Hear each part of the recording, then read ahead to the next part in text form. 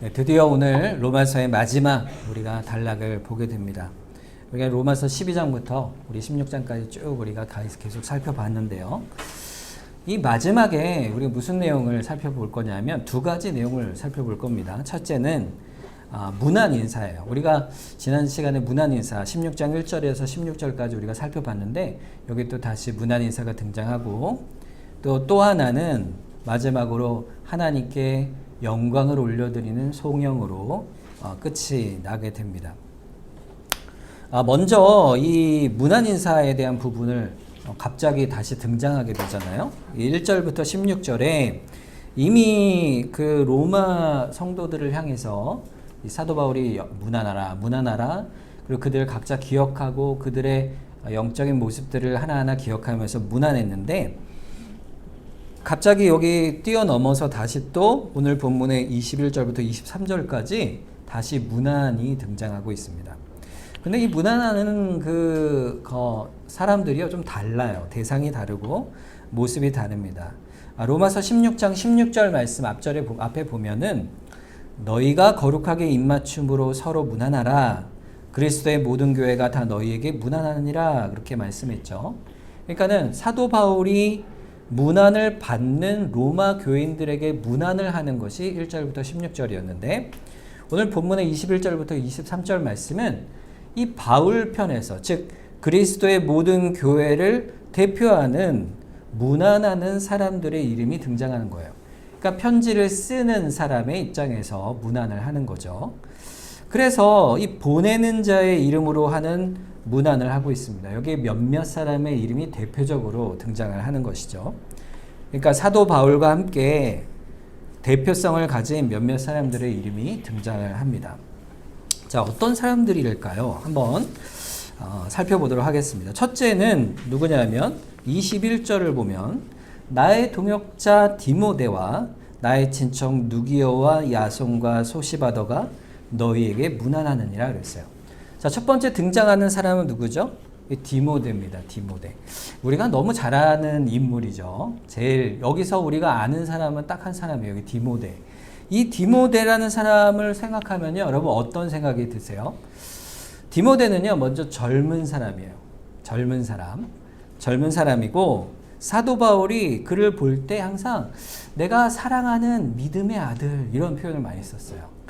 그러니까 이 젊고 또 어린이 청년 같은 디모데 이런 이미지가 있어요. 그래서 이 디모데를 향해서 사도 바울이 두 번의 편지를 기록한 것이 디모데 전서와 디모데 후서입니다. 그러니까 한마디로 얘기하면 젊은 목회자예요. 젊은 목회자인 디모데를 우리가 기억을 합니다. 근데요, 여러분 디모데는요, 그렇게 우리가 젊고 또 어린 그런 어떤 목회자로만 보지만 사실 교회 역사상에 있어서는요, 아주 위대한 인물이에요. 사도 바울의 뒤를 이어서 교회를 세워간 아주 강한 인물입니다. 사도 바울의 시대가 지난 다음에 누가 그 교회의 지도자 역할을 했냐면 바로 이 디모데가 이 교회들 전체를 지도하는 지도자가 됐습니다. 그리고 디모데가 또 양육한 또 다른 그 목회자들이 누구냐면 속사도라 불리는 사람들이에요. 속사도라는 것은 사도들에 이은 또 다른 사도들이라는 뜻이죠. 그 속사도 시대가 지나면 그들에 이어 교부 시대가 이어지고 결국 교회가 만방에 퍼지게 됩니다. 그러니까 디모데라는 사람은요, 교회를 든든히 세워가는데 아주 중요한 교회의 큰 지도자였어요. 그런데 이 디모데가 어떤 사람이었나 우리가 한번 살펴보면 사도행전 16장 1절부터 3절에 이렇게 되어 있습니다. 바울이 더베와 루스드라에도 이름에 거기 디모데라 하는 제자가 있으니 그 어머니는 믿는 유대 여자요 아버지는 헬라인이라. 디모데는 루스드라와 이고니온에 있는 형제들에게 칭찬받는 자니 바울이 그를 데리고 떠나고자 할세 그 지역에 있는 유대인으로 말미암아 그를 데려다가 할례를 행하니 이는 그 사람들이 그의 아버지는 헬라인인 줄 다 알미더라 그랬어요. 자, 바울이요 전도 여행 중에 루스드라라는 곳에 이르렀을 때 처음으로 디모데를 만납니다. 이 디모데는 어머니가 유대인이고 아버지는 헬라인이었어요. 그런 까닭에 디모데는 할례를 받지 않았습니다. 유대인이라면 모두가 받는 할례를 받지 않은 상태였죠. 그런데 바울이 이 디모데가 너무 신실한 거예요. 그래서 이 디모데를 자신의 제자로, 한마디로 말하면 제자로 교회의 일꾼을 세우고자 합니다. 그래서 그를 세우기 위해서 일부러 할례를 행하는 거예요. 왜 할례를 행했냐면 유대인들에게도 복음을 전해야 하는데 유대인들이 할례받지 않은 자들하고는 상종을 하지 않기 때문이죠. 그의 회방과 유대인들의 비방을 피하기 위해서, 없애기 위해서 할례를 받게 합니다. 근데 디모데가요, 그거를 아주 흔쾌히 받습니다.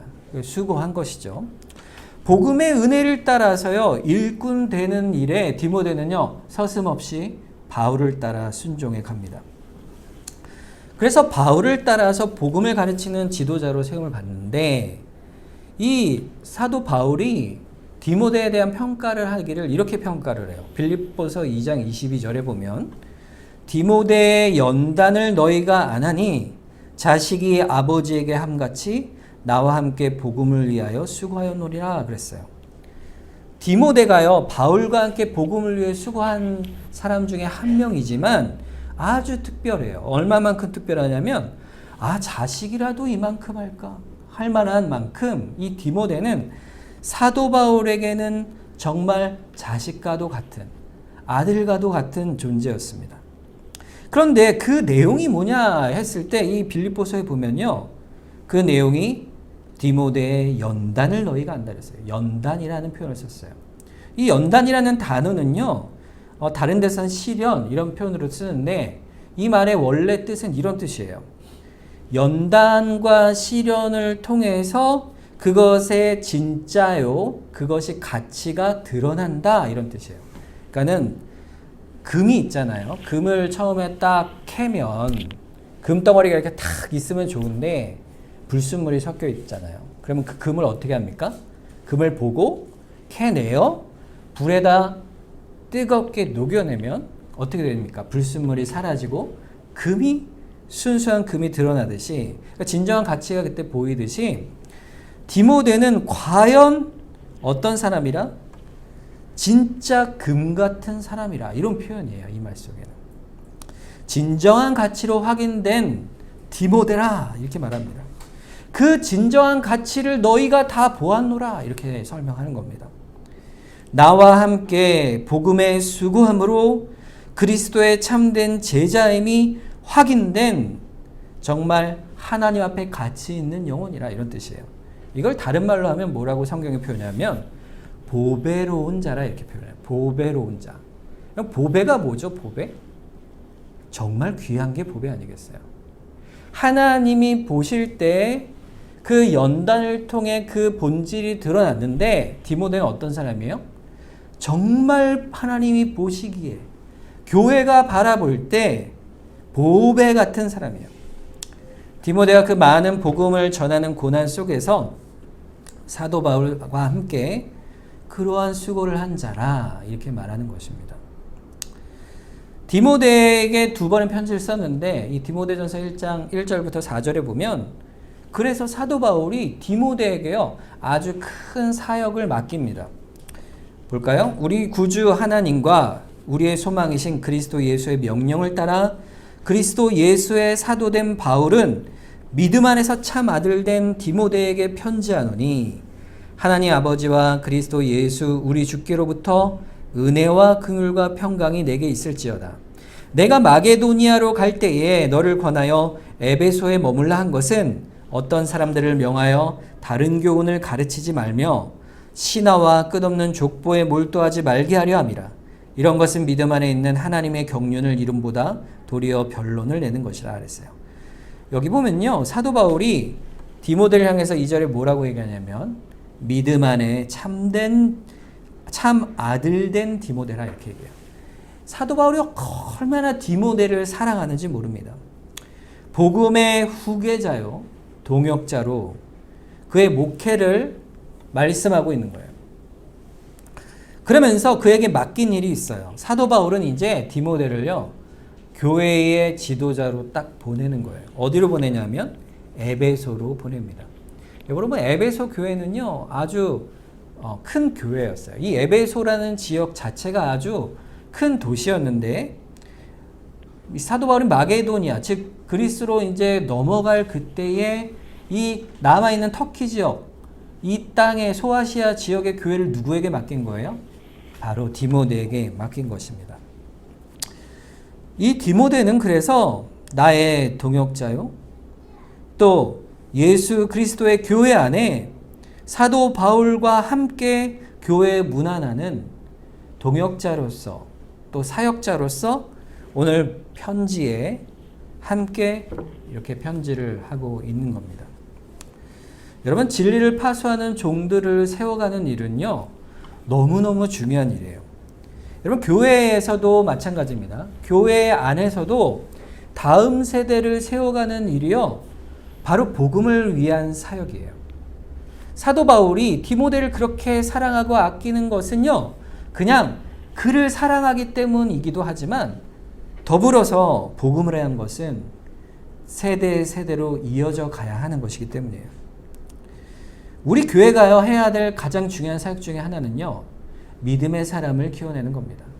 우리 자녀들이, 우리 아이들이 믿음의 사람으로 세워져 가도록, 그래서 한 교회로 우리가 서로 문안해 갈 수 있는 그런 같은 믿음의 영혼들이 되도록 우리가 어떻게 돼야 돼요? 힘써야 하는 것이죠. 이 일을 위해서 디모데를 사도 바울이 훈련시켜 나간 거예요. 그게 뭘까요? 교회입니다. 교회의 지도자뿐 아니라 많은 자들이 그렇게 세워져 가는 것이죠. 오늘 본문 21절 뒤에 보면요, 나의 친척 누기오와 야손과 소시바더가 너에게 문안한다 그랬는데, 이 사람들은 어떤 사람인지 정확히 모릅니다. 이 누기오란 말이 로마 말로 루키오스라는 이름인데, 이게 아마 누가라는 이름하고 같은 이름이에요. 그러니까 이제 아마 어떤 분들은 이게 누기오가 아마 누가가 아닌가 이렇게 추측하는데 정확히는 모릅니다. 누가일지 아닐지 몰라요. 야손과 소시바더도요, 정확히 누군지 몰라요. 그런데 이 사람들이 누굴까 이렇게 추측하는데 한 가지 단서는 이 디모데와 함께 이름이 등장한다는 거예요. 그러니까 이 사람들은 아마도 나의 친척, 그랬으니까 아마 유대인이겠죠. 유대인 가운데 세움받은 목회자들, 전도자들이었을 거라 추측합니다. 그러니까 이 사람들은요, 목회자였지만 성경에 이름이 나오지 않았으면 우리가 알 수 없는 사람들이었어요. 그러나 디모데와 함께 이름이 올라와 있습니다. 자, 두 번째로 등장하는 사람이 누굴까요? 바로 오늘 본문에 22절에 등장하죠. 이 편지를 기록하는 나 더디오도 주 안에서 너희에게 문안한다 그랬습니다. 근데 22절 읽으면 좀 이상하죠. 이 편지를 기록한 나 바울도 이렇게 돼야 되잖아요, 사실. 근데 갑자기 왜 바울이 이름이 두 개인가? 더디오라는 이름이 또 있나? 이렇게 생각이 듭니다. 근데 이것은요, 이 편지를 기록한 사람이 더디오라는 것은 사도 바울의 비서 같은 역할을 한 사람이었어요. 그러니까 대필자였어요. 대필자라는 것은 사도 바울이 말을 하면 그 말을 받아 적었다 이 말입니다. 이 사도 바울이 왜 직접 쓰지 않고 이 더디오라는 사람에게 대필을 하도록 했을까요?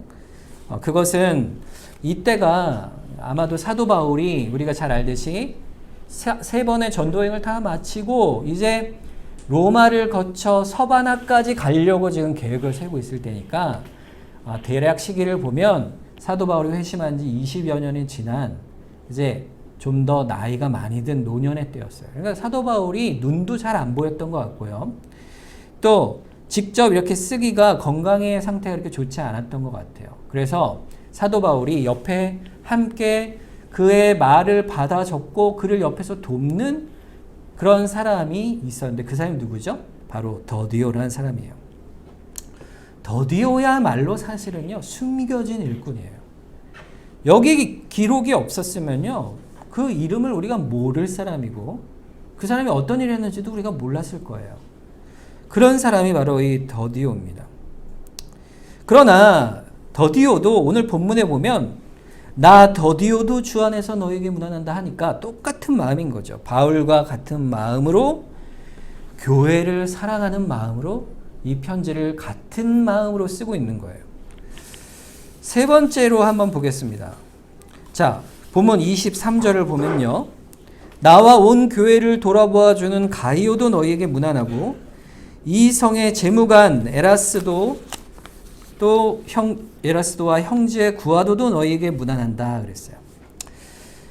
여기서 이제 그 형제 구아도와 재무관 에라스도, 이 재무관이라는 것은 고린도시에 있는 어떤 관리였죠. 관리. 설명에 대한 것은 이제 그 로마인이었을 거예요. 그러니까 이 로마 사람인 이 에라스도와 구아도라는 사람의 이름이 등장하고요. 그 앞에 좀 설명이 붙은 또 한 사람이 있어요. 가이오라는 사람이에요. 이 사람은 나와 온 교회를 돌아보아 주는 가이오라고 되어 있어요. 자, 이 나와 온 교회를 돌아보아 주던 사람이 있죠. 로마 교회에. 누굽니까? 브리스길라와 아굴라였어요. 우리 지난 시간에 살펴봤듯이. 이 브리스길라와 아굴라는요, 사도 바울과 같이 다니면서 자신의 집을 교회로 세워갔던 그런 일꾼이었는데, 이 브리스길라와 아굴라가 이제는 로마로 돌아갔잖아요. 돌아간 이후에 그 뒤를 이어 사도 바울과 또 그와 함께하는 자들을 그 집을 내어주고 그의 복음을 위해서 헌신한 사람이 누구냐? 바로 가이오입니다. 그러니까 교회에서는요, 수고하고 헌신된 자가 주의 나라로 부름을 받거나 아니면 다른 곳으로 가게 되거나 이런 일을 하면요, 누가 저 자리를 채울까 우리는 염려하지만 사실은 하나님께서 다 예비하여 주신다 이 말이에요. 교회는 계속해서 주 성령께서 주의 종들을 불러 세우셔서 주의 복음의 일을 이루어 가시는 곳이 교회예요. 그래서 그 일을 이루어간 사람이 누구냐면 바로 이 가이오라는 사람입니다. 여러분, 여기 나오는 대다수 사람은요, 디모데를 빼고는 사실은 우리가 다 이름을 모르는 사람이에요. 여러분, 저는 이 본문을 보면서 이런 생각을 했어요. 내가 바울 시대에 있었다면, 그곳에 살았다면, 내가 신자였다면 내 이름도 여기 등장하지 않았을까, 이런 생각을 해봅니다. 여러분, 어떠셨을 것 같아요? 여러분 이름이 이렇게 딱 쓰이면 좋을 것 같죠? 성경에 이름이 쓰였다 그러면 이 성경은요, 영원한 말씀이니까 여기에 내 이름이 다 그 복된 이름으로 다 기록돼 있다 그러면은 이거야말로 얼마나 큰 기쁨이겠어요. 그런데 여러분 생각해 보세요. 여기 이름이 기록된 사람이 많을까요? 이름이 안 기록된 사람이 더 많을까요? 오히려 그 시대의 그 교회에 이름이 기록된 사람보다 무명한 신자가 훨씬 더 많았을 거예요. 한 사람의 이름이 있는 이 유명한 한 신자의 이름 안에는 더 많은 무명한 신자의 이름이 들어 있습니다. 이게 교회예요. 교회가 그런 곳이에요. 여러분, 교회는요, 연합되어서 이루어지기 때문에 그렇습니다. 빌립보서 4장 3절을 한번 보세요. 또 참으로 나와 멍에를 같이 한 내게 구하노니 복음에 나와 함께 힘쓰던 저 여인들을 돕고 또한 글레멘드와 그 외에 나의 동역자들을 도우라. 그 이름들이 어디에 쓰였다고요? 생명책에 쓰여 있다 그랬어요. 생명책에. 여기 보세요. 힘쓰던 누구누구 이렇게 안 합니다. 저 여인들이. 얼마나 많은 여인들이 있었겠어요. 교회마다. 또 글레멘드와 또 그 외에 나의 동역자들. 그 나의 동역자들이 한두 명이겠어요? 수없이 많이 이름 없이 주 앞에 헌신하는 주의 일꾼들이 있습니다. 그런데 그들의 이름이 성경책에는 없지만 어디에 있다고요? 생명책에 있다. 생명책. 보배로운 이름이, 디모데와 같이 보배로운 이름이, 사도 바울과 같이 보배로운 이름이, 우리 여러분 한 사람 한 사람의 이름이 하나님의 생명책에 하나하나 새겨져 있는 거예요. 절대로 지워지지 않는 이름이. 주께서 복음의 은혜를 우리에게 주실 때부터 그 이름은요, 만세 전에 주님 우리를 택하실 때부터 그 이름이 생명책에 기록되어 있는 거예요. 성경에 이름이 없어도 똑같은 은혜 안에 같은 감사와 영광을 드리는 주의 백성으로 우리를 여기 불러내 주신 거예요. 이 시대에 초대교회에 우리가 함께 그 이름이 성경에 기록되지 않아도 상관없어요. 똑같습니다. 우리도 똑같이 동백교회 누구누구는 믿음으로 생명책에 기록되었느니라. 주께서 말씀하시는 거예요. 고린도서 6장 9절에서 10절 말씀해 보면 그래서 우리를 향해 이렇게 말하는 거예요. 무명한 자 같으나 유명한 자요. 죽은 자 같으나 보라 우리가 살아있고 징계를 받은 자 같으나 은혜의 결과 죽음을 당하지 아니하고 근심하는 자 같으나 항상 기뻐하고 가난한 자 같으나 많은 사람을 부여하게 하고 아무것도 없는 자 같으나 모든 것을 가진 자로다. 그게 누구예요? 성도예요. 여러분이에요. 그 앞에 1절을 보면요. 우리의 본질을 이렇게 얘기합니다. 우리가 하나님과 함께 일하는 자로서 하나님의 일꾼으로서 너희를 권하노니 하나님의 은혜를 헛되이 받지 말라. 우리가 본질이 어떻다고요? 하나님의 은혜를 받은 자라 이거예요. 하나님의 은혜를 받은 자. 하나님의 은혜를 받은 자가 바로 우리예요. 그 사람이 누구예요? 교회의 일꾼이에요.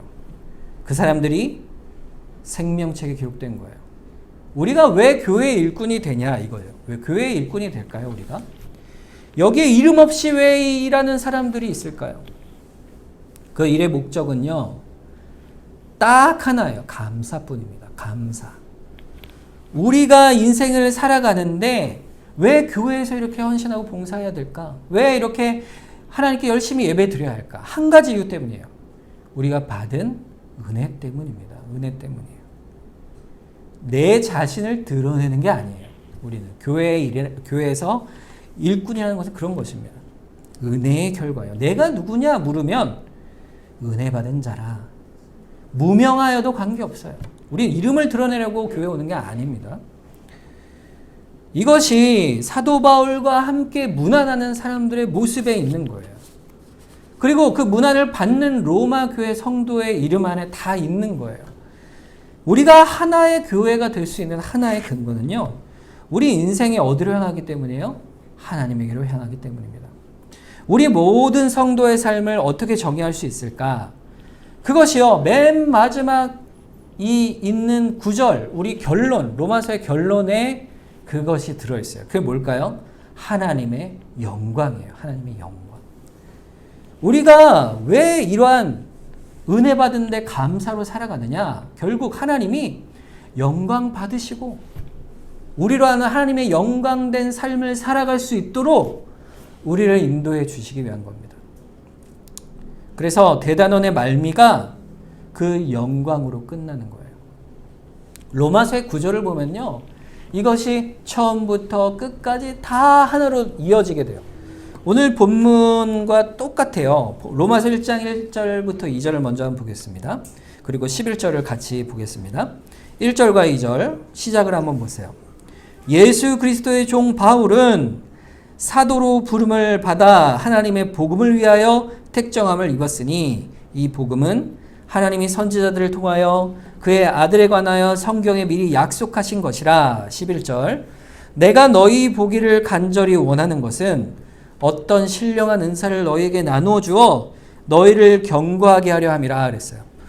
그러니까 사도 바울이 부름받은 그 부름은 무엇을 통해 부름받았어요? 복음입니다. 하나님의 복음을 위해서. 그 복음은요, 그냥 갑자기 주어진 게 아니에요. 선지자를 통해 구약 성경에 하나님께서 예비하여 약속으로 우리에게 신령한 은사를 부어주셨는데, 자, 우리에게 주신 그 복음의 결과가 뭐예요? 우리가 견고해지기 위한 거예요. 우리 믿음이 견고해지기 위한 거예요. 여러분, 왜 우리가 복음을 받았습니까? 물어보면요. 하나님을 믿는 믿음을 견고하게 하기 위해서입니다. 이거예요. 복음의 목적이 그거예요. 그러니까 이 복음은 누구에게서 온 거예요? 오직 하나님에게서 온 겁니다. 자, 오늘 본문으로 한번 다시 돌아가 봐서 25절과 26절을 보겠습니다. 나의 복음과 예수 그리스도를 전파함은 영세전부터 감추었다가 이제는 나타내신 바 되었으며 영원하신 하나님의 명을 따라 선지자들의 글로 말미암아 모든 민족이 믿어 순종하게 하시려고 알게 하신 바 그 신비한 계시를 따라 된 것이니 이 복음으로 너희를 어떻게 한다고요? 능히 견고하게 하실 것이라 그랬어요. 이 복음은요, 사도 바울이 뭐라 그랬어요? 나의 복음이라 그랬어요. 나의 복음. 예수 그리스도의 그 복음이 나의 복음. 1장 1절에서는 그 복음이 뭐라고 되어 있냐면 하나님의 복음이에요. 그러니까 하나님의 복음은 누구의 복음이에요? 나에게 주신 복음이에요. 나를 어떻게 하시려고요? 견고히. 무엇으로 견고히? 그 앞에 나 있죠. 믿어 순종하게 하시려고. 모든 민족이 믿어 순종하게 하시려고 견고하게 하시는 겁니다. 그러니까 하나님께서 우리에게 하신 일은 딱 하나예요. 우리를 믿음으로 견고하게 하시는 거예요. 하나님의 영광을 돌리는 자로 세워 가시는 거예요. 믿어 견고하게 된다는 건요, 우리에게 나타나는 결과가 있습니다. 그게 뭐냐면 하나님께 영광이에요. 하나님께 영광 돌린다는 것은요, 하나님이 먼저 우리를 불러내시기 때문에 하나님께서 교회를 위해서 행하신 그 놀라운 사역, 예수 그리스도를 이 땅에 보내셔서 우리를 죄를 사하기 위하여 십자가에서 먼저 죽으시고 부활하시고 승천하셔서 하나님 우편에서 우리를 위해 기도하시고 우리에게 또한 성령을 보내셔서 우리로 믿게 하시고 예수 그리스도의 모든 그 은혜를 우리로 알게 하셔서 우리 안에서 열매 맺게 하시는 이 모든 일을 한마디로 뭐라 하냐면 하나님의 구원 사역이라고 하는 거예요. 구원 사역. 이것이 교회의 일이에요. 교회의 일이 뭡니까? 물어보면요, 이 일을 하는 거예요. 구원 사역.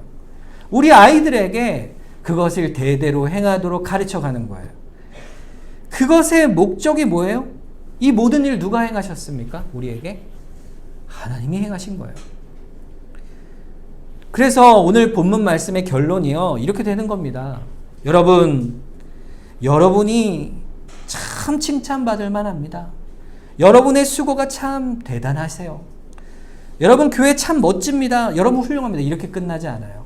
어떻게 끝납니까? 하나님께 영원히 영광이 있을지어다. 이렇게 끝나잖아요. 우리를 영광 돌리려고 우리가 구원 얻는 게 아니에요. 우리에게 하나님이 무엇을 주시기 위해서 구원을 주시는 것은 하나님의 영광이 드러나는 거예요. 그거 자체가. 우리의 모든 삶의 태도는 그래서 어떻게 됩니까? 우리가 교회에서 하는 선한 봉사들, 내가 참 애를 쓰죠. 참 애를 쓰는데 참 돌아보면 2023년 한 해를 쭉 돌아보면 하나님이 날 붙드시지 않았으면 참 내가 그걸 감당했을까. 하나님이 은혜를 주셨기 때문에 내가 여기까지 왔구나. 하나님이 그때 고비고비마다 나에게 이렇게 참 힘든 일이 있었지만 건져내셨구나. 그리고 지나보니 내 믿음이 이렇게 또 자랐구나. 이걸 깨닫게 하시는 거예요. 그 깨달음은 어디로 갑니까? 하나님의 영광으로 가는 거예요. 내가 잘했네. 이게 아니죠. 우리가 아무리 그 수고를 열심히 한 종이라 할지라도요, 자기를 칭찬하면 그 사람은 하나님의 신실한 종이 될 수가 없습니다. 목회자들 그러기 참 쉬워요. 막 이렇게 열심히 사역을 하다 보면, 이렇게 막 성도들이 막 또 부흥을 하게 되면, 내가 참 잘했나? 이렇게 자만하게 됩니다. 근데 사도 바울은 그렇지 않았죠. 죄인 중에 내가 괴수다 그랬어요. 스스로 자신이 그것을 한 게 아니라는 거예요. 받은 은혜로 한 겁니다. 바울 사도가 개인적으로 겸손하기 때문이 아니에요. 하나님이 전적으로 행하신 일이기 때문이에요. 그래서 우리가 날마다 기억해야 될 것이 한 가지 있습니다. 그게 뭘까요? 우리가 믿고 살아가는 예수 그리스도의 복음의 은혜와 하나님의 그 인도하심은 철저히 하나님께서 우리 안에서 행하시는 선한 일이라는 걸 믿는 거예요. 하나님의 선하심을 믿고 의지하는 겁니다. 그래서 예수님께서 너희가 할 믿음의 태도는 이거라 말씀하신 것이 누가복음 17장 9절 10절 말씀입니다. 명한 대로 하였다고 종에게 감사하겠느냐? 이와 같이 너희도 명령받은 것을 다 행한 후에 이르기를 우리는 무익한 종이라 우리가 하여야 할 일을 한 것뿐이라 할지니라 그랬어요. 이게 신자의 마음이에요. 우리는 모든 일을 그래서 결국 어디로 가야 돼요? 하나님께 영광 돌리는 일로 가는 거예요. 그런데요, 참 놀라운 것은요, 하나님이 은혜를 주셔서 한 일인데도 불구하고 상급은 누구에게 주세요? 나중에 우리에게 다 주세요. 그 하나까지 다 기억하셔서. 그게 하나님의 은혜입니다. 그러므로 우리가 각자 받은 은사가 다 달라요. 어떤 사람은 저 사람은 저렇게 큰 은사를 받았을까? 왜 저렇게 크게 하나님이 소유를 주셨을까? 왜 이렇게 나는 이렇게 적게 주셨을까? 이렇게 볼 수 있지만 하나님 보실 때는요 다르지 않습니다. 똑같아요. 모두가 남과 달라서 서로 우리는 비교하지만 하나님은요 똑같은 마음으로 나오길 원하세요. 착하고 충성된 종아 이렇게 부르시길 원하시는 거예요. 그래서 로마서는요 결국 우리에게 뭘 요구하냐 한 가지를 요구하는 겁니다. 로마서는요 하나님을 향해서 하나님이 어떤 분이시고 우리를 향해 어떤 믿음을 주셨고 우리를 어떻게 바꿔가시길 원하시는 걸 말하는 거예요. 로마서 3장 23절부터 24절에 보면 모든 사람이 죄를 범하였음에 하나님의 영광에 이르지 못하더니 그리스도 예수 안에 있는 속량으로 말미암아 하나님의 은혜로 값없이 의롭다 하심을 얻은 자 되었느니라. 우리가 원래 어떤 자라고 했다고요? 영광을 돌릴 수 없는 자였어요. 근데 하나님이 뭘로 바꿔주신다고요? 영광 돌리는 자로 바꿔주시는 거예요. 우리의 인생에서요, 신앙생활 속에서요, 신앙생활이 너무 힘든 이유는요, 사실 이걸 못하기 때문에 그렇습니다. 내 자신의 모습만 보면요, 하나님 영광 돌릴 수가 없어요. 야곱이 그랬습니다. 여러분, 야곱이요, 믿음이 좋았던 사람이에요, 사실. 에서가 가진 그 장자권을 너무 갖고 싶었어요. 왜냐하면 그 장자권이 뭔지를 정확히 알았기 때문이에요. 그렇잖아요. 생각해 보세요. 쌍둥이잖아요. 불과 몇 초, 아니 몇 분 먼저 태어난 그 형 때문에 장자권을 빼앗겼으니 내가 1년 뒤에 태어났다면 어쩔 수 없겠지만 그게 아니라 너무 그 하나님이 주신 복을 받고 싶은 거예요. 그러니 그 신앙의 열심이 얼마나 큽니까? 그래서 그 열심이 결국 아버지를 속여서라도 받고 싶은 거예요. 반면에 에서는 어땠어요? 팥죽 한 그릇에 그 장자권을 팔아버린 사람이에요. 누가 더 신실합니까? 야곱이잖아요. 그런데 하나님이요, 야곱을 가만두지 않으셨어요. 왜 그러셨을까요? 그 열정을 칭찬하시지 않았어요. 그 노력을 칭찬하시지 않았어요. 야곱을 오히려 산산조각 내십니다. 그 인생을. 라반의 집에 가서 종노릇하여 속임을 당하고 고난당하고 나중에 가나안 땅으로 돌아왔는데 사랑하는 아들 요셉을 형제들이 죽여놓고 거짓말을 하고 평생을 슬픈 세월을 살게 돼요. 그러다 나중에 긴 세월이 지난 뒤에 바로 앞에 섰을 때 그가 뭐라고 합니까?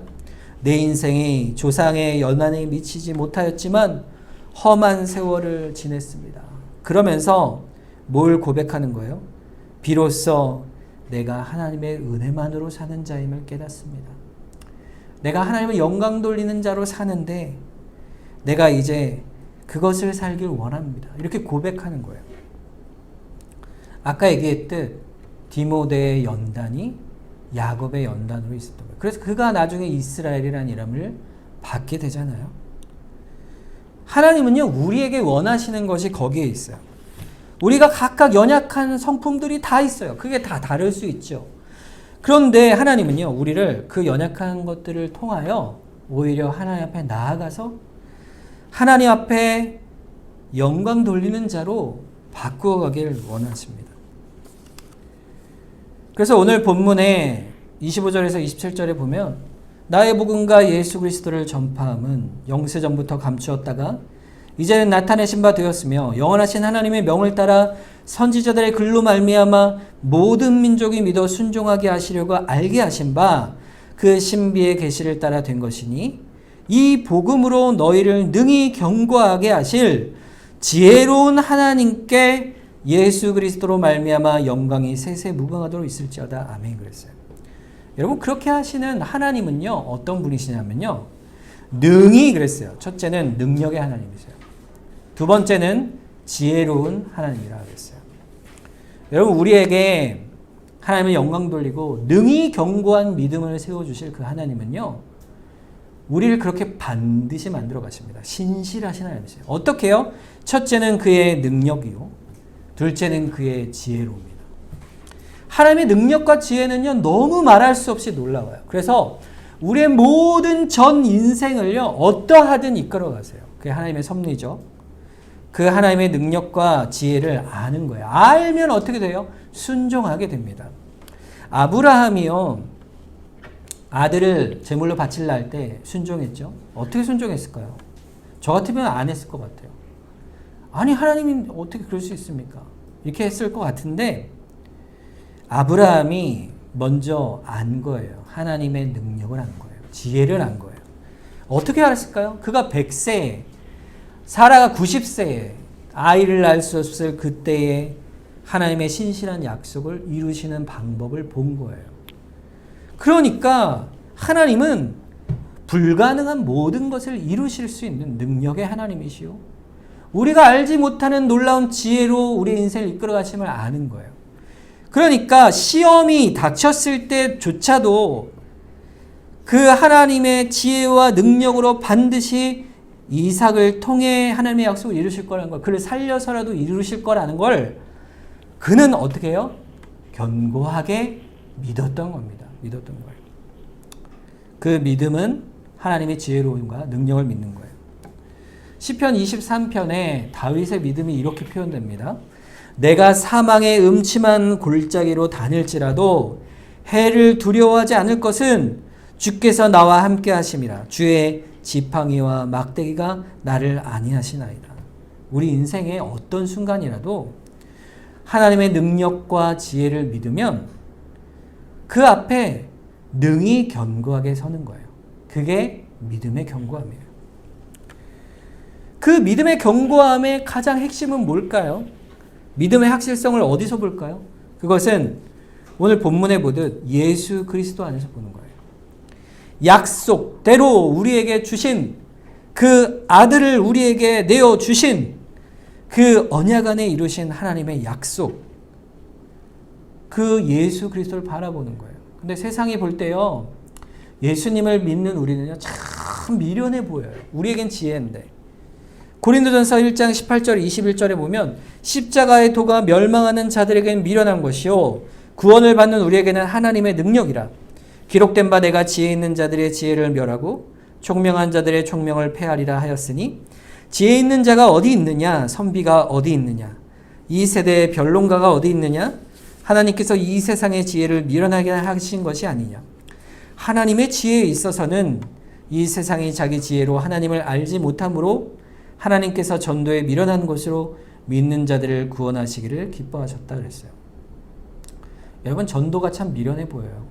이런 복음을 전해 보면요, 이거 전하기 전에 참 두려움이 많아요. 이거를 전하면은 사람들이 이거를 믿을까? 나는 믿었는데, 그런 생각이 먼저 드는 거예요. 그렇죠? 그런데 하나님은 그 전도에 미련한 것으로 하나님의 지혜를 이루시는 분이세요. 그 복음이 그 능력으로 분명하게 우리에게 보여주는 거예요. 물론 과정이 있죠. 그냥 복음을 전한다고 듣습니까? 우리의 삶이 있어야 되겠죠. 관계가 있어야 되겠죠. 하지만 그 복음을 듣는 건 그 자체가 하나님의 능력이에요. 사람들이 십자가를 보면요, 죽음이잖아요. 그러니까 무능한 것이라 봅니다. 세상 사람들은. 그래서 십자가를요, 믿음의 대상으로 보지 않아요. 그런데 우리는 어때요? 그 믿음이, 지혜와 능력이 십자가에서 나오는 거예요. 그것을 의지함으로 나오는 거예요. 그래서 그 복음을 통해 우리를 능히 견고하게 하시고 지혜로우신 하나님께서 26절 하반절부터 쭉 보면 예수 그리스도로 말미암아 영광이 세세 무궁하도록 있을지어다. 아멘. 이렇게 결론을 내는 겁니다. 하나님께서는요, 그 놀라운 능력과 지혜로 우리 각 사람을 믿음으로 견고하게 하세요. 그 믿음으로 견고하게 하실 때 우리의 반응은 정해져 있어요. 하나님의 영광입니다. 우리는요, 절대로 무너지지 않아요. 무너지는 사람이 아니에요. 성령 안에서 우리를 끝까지 견고하게 하시고 우리를 붙들어 내십니다. 그리고 우리를 절대로 미련한 자처럼 십자가의 복음을 버리는 자로 두지 않으세요. 우리에게 십자가는 선명한 지혜로 다가오게 하세요. 그래서 우리를 말씀을 사랑하게 하시고 말씀을 들을 때 성령의 인도하심으로 순종하게 하시고 그래서 교회 가운데 그 일이 항상 이루어지도록 붙들어 내시는 거예요. 그래서 교회에는요 항상 하나님을 영광 돌리는 자의 자리로 나아가는 겁니다. 우리가 서로 무난할 때요 이렇게 또 무난하면 좋을 것 같아요. 하나님께 영광 돌립시다. 이렇게 무난하는 거예요. 우리 같이 하나님께 영광 돌립시다. 우리 한번 해볼까요? 우리 같이 하나님께 영광 돌립시다. 한번 옆 사람과 함께 우리 같이 하나님께 영광 돌립시다. 네. 그런 인생을 우리가 살기 원하는 겁니다. 그러니까 우리 인생의 주인공은 누구예요? 내가 아닙니다. 하나님이세요. 하나님이 우리 인생을 주관해 가세요.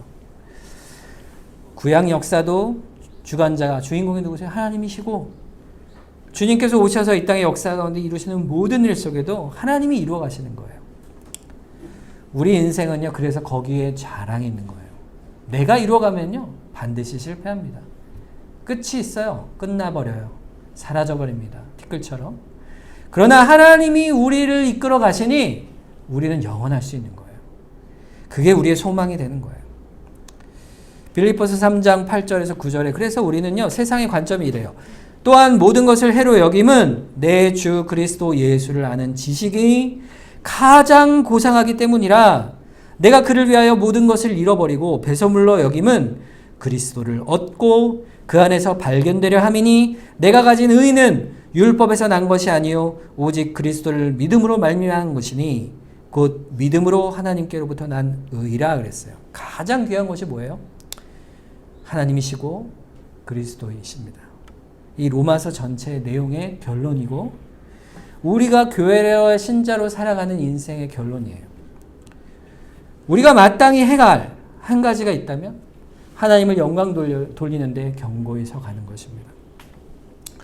우리가 마지막으로 우리 이번 주 암송구절인데 이 로마서 전체의 찬양의 고백, 놀라운 고백의 말씀인데 우리 한번 로마서 11장 36절 말씀을 함께 읽고 우리 마치도록 하겠습니다. 시작. 이는 만물이 주에게서 나오고 주로 말미암고 주에게로 돌아감이라. 그에게 영광이 세세 있을지어다. 아멘. 우리의 시작의 존재의 시작과 우리 인생의 모든 여정, 우리 인생의 또 죽음과 내세로 이어지는 모든 영원한 삶이 다 주께로부터 왔고 또 주로 말미암고 주에게로 돌아갑니다. 주에게 영광이 세세 있습니다. 우리가 찬양하는 그 찬양이 늘 우리의 믿음의 인생 속에 있기를 주님의 이름으로 축원합니다. 우리 함께 이 시간 합심해서 한번 기도하겠습니다.